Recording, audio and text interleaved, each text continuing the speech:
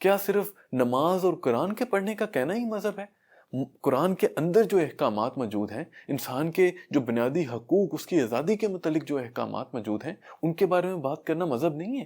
بسم اللہ الرحمن الرحیم۔ یہ بات بہت زیادہ کی جاتی ہے کہ مذہب کو سیاست کے ساتھ کنیکٹ نہیں کرنا چاہیے۔ میں اس بات سے کچھ خاص ایگری نہیں کرتا، اور آج کی ویڈیو میں آپ کو اس کی ریزن بتاؤں گا۔ سب سے پہلے میں ایک سوال آپ سے پوچھنا چاہتا ہوں۔ میں چاہتا ہوں کہ آپ سب اس کے بارے میں سوچیں۔ سوال یہ ہے کہ کیا آپ دنیا کو اور مذہب کو الگ الگ دیکھتے ہیں؟ انسان اس دنیا میں کیوں آیا تھا؟ تو قرآن سے جو ہمیں سمجھ آتی ہے وہ تو یہی سمجھ آتی ہے کہ اللہ نے ایک جگہ بنائی، جنت، جس کے لیے لوگوں کا انتخاب کرنا تھا، اور انتخاب کرنے کے لیے یہ پوری کائنات کی اسکیم بنائی گئی اور انسان کو زندگی دی گئی۔ تو اس سب سے تو صرف یہی سمجھ آتی ہے کہ انسان کی زندگی کا صرف ایک مقصد ہے، اللہ کا قرب حاصل کرنا، اپنے آپ کو ہر طرح کی گندگی سے، آلودگی سے پاک کرنا، تاکہ وہ اللہ کے قریب ہو سکے۔ تو یہ کیسی بات ہوئی کہ دنیا یا سیاست جو ہے اس کو مذہب سے الگ الگ کر کے رکھیں، اس کو کنیکٹ نہ کریں؟ اگر اللہ کا قرب حاصل کرنا ایک انسان کی زندگی کا مقصد ہے، تو اس کا مطلب یہ ہوا کہ اگر اس چیز کی خواہش اور طلب ایک انسان کے اندر نہ ہو تو اس کی زندگی بالکل بے معنی ہو جائے گی۔ ہر وہ کام جو اللہ کی رضا کے لیے، اس کے قریب ہونے کے لیے نہ کیا جائے، وہ کام بالکل ضائع ہو جائے گا۔ ایمان تو مکمل ہی تب ہوتا ہے جب انسان اپنا ہر عمل اللہ کی رضا کے لیے کرے۔ ایک سچا مومن جو ہوتا ہے وہ صبح اٹھتا ہے، اللہ کے لیے اٹھتا ہے، وہ نماز پڑھتا ہے، اللہ کے لیے نماز پڑھتا ہے، وہ کھانا کھاتا ہے، وہ بھی اللہ کے لیے کھاتا ہے۔ کیونکہ اگر آپ اپنی صحت کا خیال نہیں رکھیں گے، صحت مند نہیں ہوں گے، تو حلال رزق کیسے کمائیں گے؟ اللہ کی عبادت کیسے کریں گے؟ دوسرے لوگوں کی مدد کیسے کریں گے؟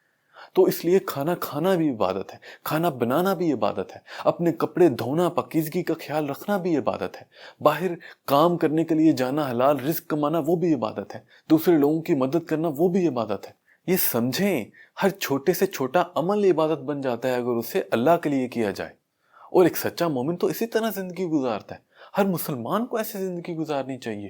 اور اس لیے میں سمجھتا ہوں کہ سیاست تو بہت بڑی عبادت ہے۔ سیاست میں ہم کیا کرتے ہیں؟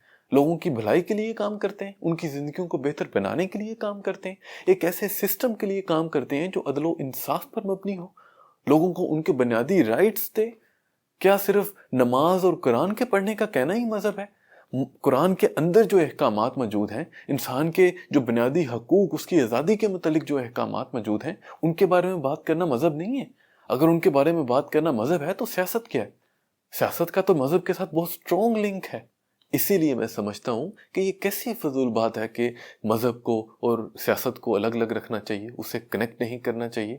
میں تو سیاست کو ایک طرح سے مذہبی فریضے کے طور پر لیتا ہوں، کیونکہ اگر آپ سیاست میں انوالو ہوں گے، اچھی لیڈرشپ کا، اچھی گورنمنٹ سلیکٹ کریں گے، تو اس سے آپ کی زندگی بہتر ہوگی، آپ کے ارد گرد لوگوں کی، آپ کی پوری نیشن کی زندگی بہتر ہو جائے گی۔